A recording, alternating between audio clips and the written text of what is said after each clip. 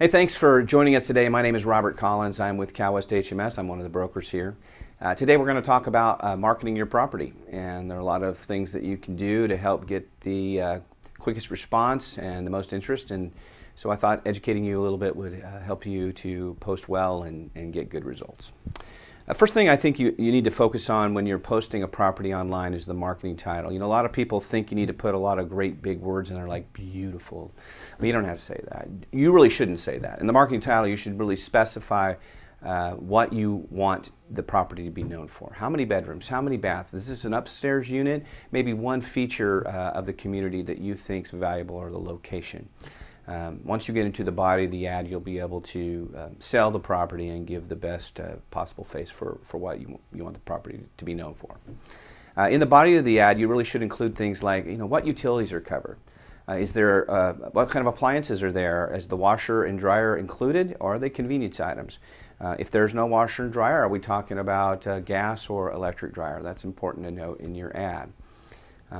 Features of the community are important. If you're in an HOA community that has a pool, a spa, these are obvious things, but you want to make sure those are included, and you want to make sure that the tenant knows what's nearby, what kinds of businesses are nearby, what kinds of restaurants or shopping might be nearby. And I also think it's important to get lots of pictures. Now, there's a couple things you can do when it comes to showing the actual inside of the unit. You can do a video tour. That's one great option. But at the very least, you need to take a bunch of pictures. You know, the more pictures you have, the better results you're going to get from your ad. And we're not talking about the kinds of pictures that show, you know, a corner of the room completely dark, or you can't see the walls. You know, you want bright pictures. Pictures that really show the unit as being sunny and not sad. Where do you post? There's a lot of different websites out there.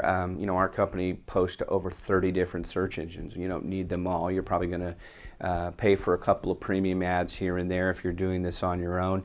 But Zillow, HotPads, Trulia, My New Place, there's a whole list of them that you can post on. Craigslist is another one. Now, Craigslist and many of these sites actually require that you do some management of your ad.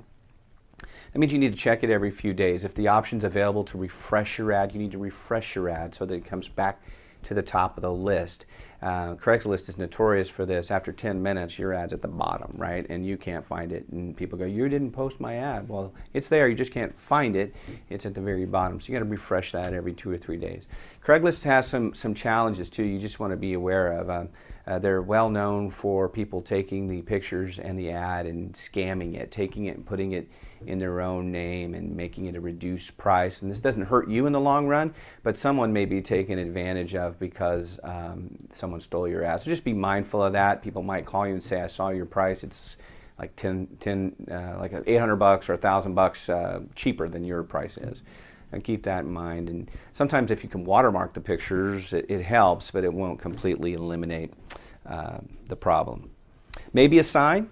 You know, signs are good if there's traffic going through the area. If there's not a lot of traffic, it probably won't do a lot of good, but even a sign in the window just might identify, hey, this place is for rent.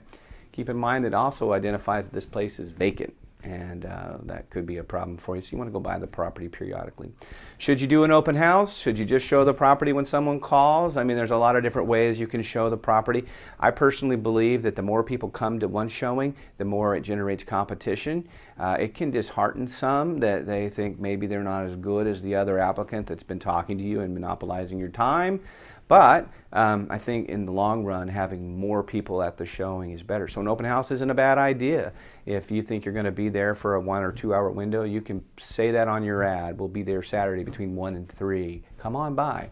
Maybe have some cookies for them. We don't do that, but you might want to do that. Well, I hope this information is helpful. There's lots to know, lots more we could get into. You're welcome to call my office. We're open 8:30 to 5, Monday through Friday, and we're here to help. Thanks.